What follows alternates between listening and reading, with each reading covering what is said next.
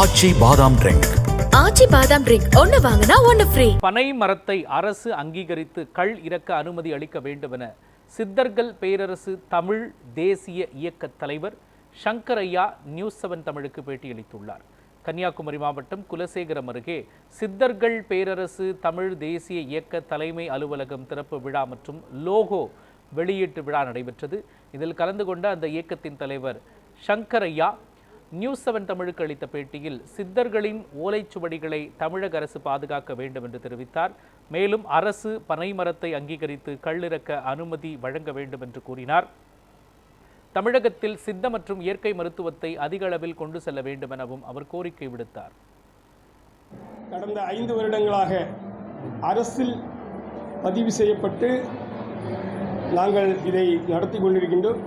எங்களுடைய முக்கியமான நோக்கம் சித்தர்களுடைய போதனைகளை முழுக்க ஓலைச்சுவடிகளில் இருக்கின்ற போதனைகளை தமிழக அரசு பாதுகாக்க வேண்டும்.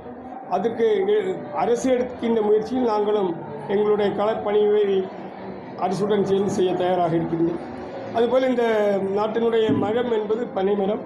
பனைமரத்தையும் நிச்சயமாக அரசு அங்கீகரித்து கல்லை மக்களுக்கு ஒரு உணவுப் பொருளான கல்லை மக்களுக்கு கண்டிப்பாக பனைத்தொழில் செய்வதற்கு அரசு அங்கீகரிக்க வேண்டும்.